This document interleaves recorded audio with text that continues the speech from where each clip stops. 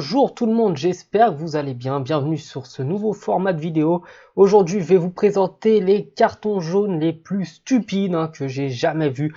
Et on va commencer tout de suite avec la Colombie, avec notre ami attaquant colombien qui peut-être, je sais pas, tradition sud-américaine oblige, s'est dit qu'il allait se transformer lui-même en tacos pour célébrer son but. Et bien entendu, c'est le genre de chambrage qui n'est pas vraiment du goût de l'arbitre, qui va, comme vous le voyez, lui sortir un carton jaune. Donc première célébration assez idiote et assez marrante en même temps.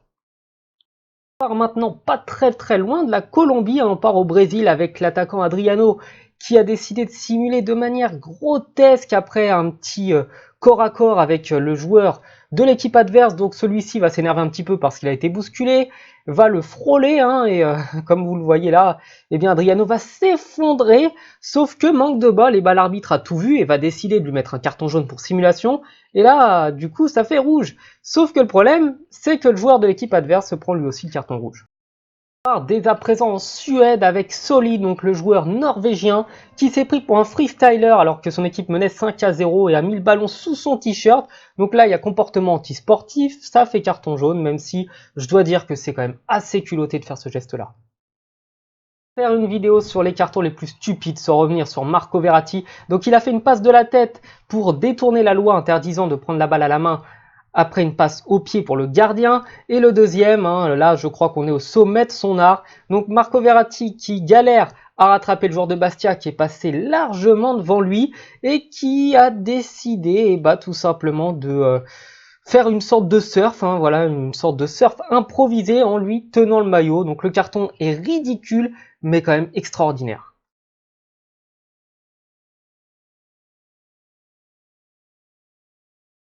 Peut-être que certains s'en rappellent, mais Griezmann a aussi été sanctionné pour une simulation. Donc deuxième carton jaune dit forcément carton rouge, et je pense que c'est assez mérité.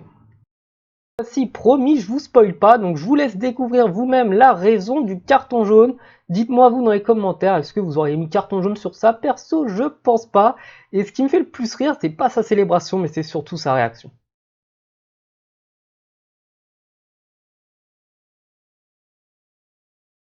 Et enfin, le dernier carton dont j'ai décidé de parler dans cette vidéo, celui-là par contre est choquant. Donc l'attaquant inscrit un but, il va célébrer son but. Bon, à la rigueur, devant les supporters, c'est pas vraiment ce qui gêne. Et il va se faire tout simplement agresser par un supporter adverse qui va passer la barrière, qui va venir le bousculer. Et au final, c'est lui qui va se prendre carton jaune. Donc il faudrait qu'on m'explique pourquoi. Voilà, cette vidéo est terminée, j'espère qu'elle vous aura plu. N'hésitez pas à me suivre sur les réseaux sociaux, donc là je vous le mettrai sur la petite vidéo de fin, et à me soutenir gratuitement sur YouTube, donc c'est gratuit, vous regardez une pub, et ça me permettra d'investir dans du matériel. Je vous dis à la prochaine, ciao.